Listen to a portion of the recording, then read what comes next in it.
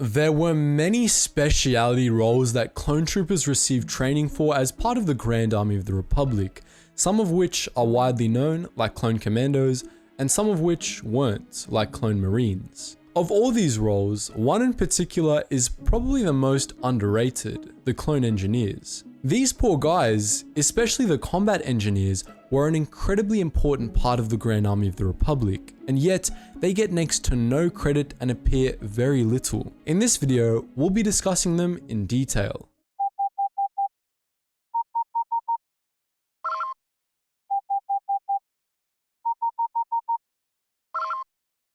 Attention, Sergeant on deck! Clone engineers were exactly what they sounded like. Clones trained to fill engineering roles. Every fighting force worth its salt has a well-trained army of engineers at its disposal, as the complicated machinery involved in warfare is liable to break down, especially when, it gets shot repeatedly. Without engineers, any fighting force would be ground to a halt in short order. The Grand Army of the Republic actually had two kinds of clone engineers, both of which we'll be discussing today. Background engineers, who worked behind the scenes to get equipment in working order, and combat engineers, who operated in the thick of action, repairing damage to equipment on the fly. Both were extremely important. The former class of clone engineer was the more common one. They served primarily on Republic warships or in established military bases, focusing on routine maintenance and post-battle repairs. In the Navy especially, they were particularly important. Warships are very complicated vessels, and proper maintenance on them was both very complicated and very important. Hundreds or sometimes even thousands of engineers served aboard all of the most well-known Republic warships, spending their day-to-day lives keeping mundane systems in order. As these engineers weren't intended to fight, they generally weren't equipped for combat. They weren't armored, and instead they wore yellow tool vests over blue uniforms, which provided protection against basic industrial accidents and little else. Their equipment primarily consisted of fusion cutters and similar tools, and they were rarely armed, though they were likely capable of using their tools as weapons in their own right. This was the primary difference between the behind-the-scenes engineers and the battlefield engineers, as their training was mostly identical. Those behind-the-scenes engineers that served on the ground were primarily relegated to military bases or primary landing zones. Usually, their jobs were simple routine maintenance on all of the Republic's tech, which wasn't the most pleasant of tasks. While it's likely that there were dedicated clone armorers who managed small arms and clone armor, it was up to these engineers to keep all vehicles and ships in the base in peak condition, and of course, to keep the base itself running. Fortunately for the clone engineers, most of these jobs involved a degree of aid from labor droids, which made it easier, though clone engineers were nonetheless necessary for oversight and inspection purposes at a minimum. But that was if engineers got lucky. For much of the war, these engineers had to deal with the constant influx of vehicles and ships fresh out of battle. This was, of course, particularly bad on worlds that were themselves battlefields. But even the engineers on safer worlds had to deal with this as well, as damaged tech was often sent off to such bases for repairs after battle. This was a never-ending nightmare for clone engineers, as repairing battle damage is a really tricky process. Laser cannons rarely take out individual pieces, and prying off damaged pieces was always dangerous, as the heat of battle often fused damaged parts together, and there was always the possibility that something might explode. Aboard Starships, clone engineers had an even more daunting set of tasks. Organic engineers were relied upon more than droids aboard military vessels due to the nature of Starships. Every system aboard a ship, especially Star Destroyers, was absolutely crucial, with very little margin for error. Keeping all of them in working order is a delicate matter, and failure could mean catastrophe. It didn't help, of course, that most warships were pretty huge, requiring small armies of engineers to keep functional. Aboard most Star Destroyers, in fact, there were usually more engineers than there were standard clone troopers.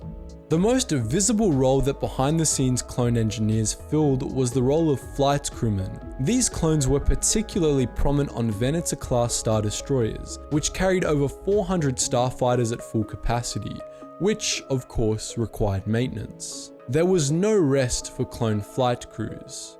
There was always starfighter maintenance to be done, thanks to regular starfighter patrols. It was even worse during and after space battles due to the aforementioned complications we discussed for ground crews and because engineers had to perform starfighter repairs perfectly and quickly, as those fighters were almost always needed back in the fight as soon as possible. Combat engineers were a different story.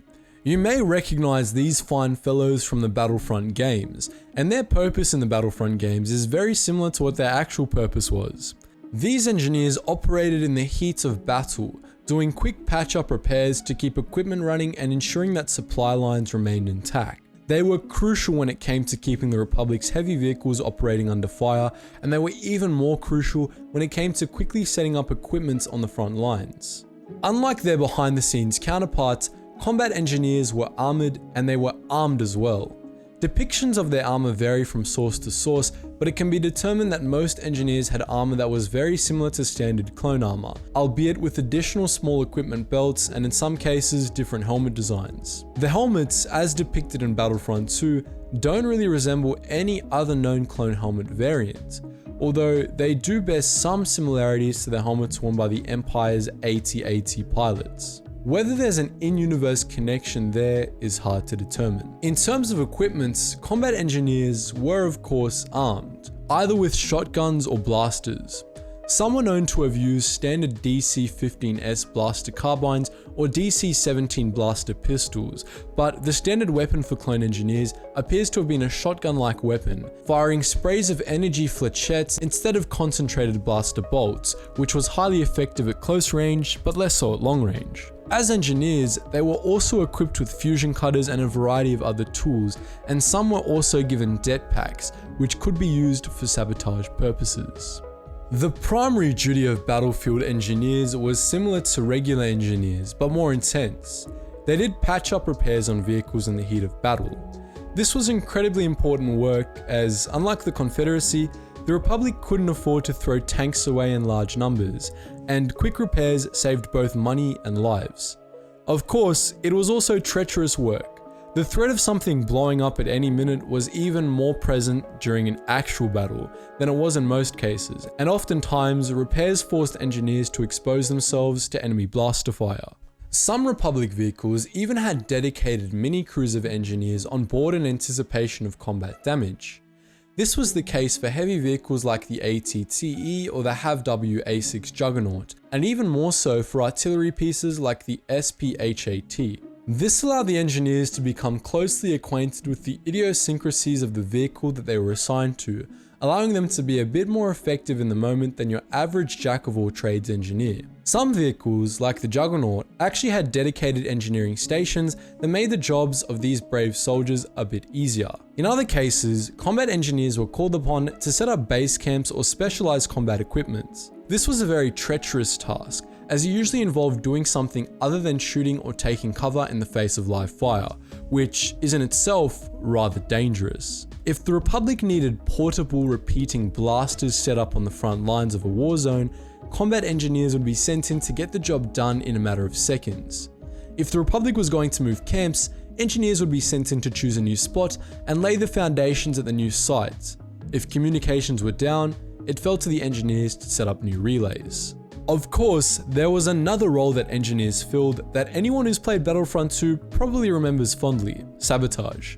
Due to their technical training, engineers were well suited to quick, small-scale sabotage, like throwing down mines in a patch of no man's land or planting bombs on enemy tanks. This was probably the most dangerous role that clone engineers played, though we'd imagine that it was also probably the role that clone engineers wanted the most, considering how battle-eager most clones were. So the question remains, why were clone engineers so rarely seen?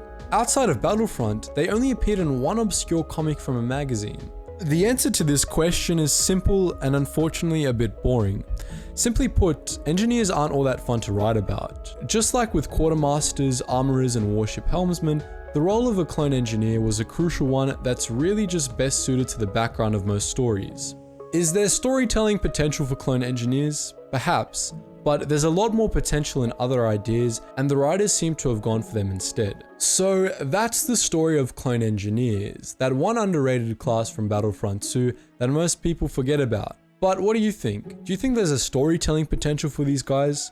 We've done some first-person in-universe storytelling on this channel before after all, and it's not that bad of an idea for it. So let me know if you'd like to hear of more of the clone engineers in some way, shape or form. And just before you go guys, there's a lot of needy links in the description below, needing your clicks. So if you want to play games with other Star Wars fans on either our Gmod or Roblox, or you just want to chat on the Discords, make sure you check out all those links in the description below.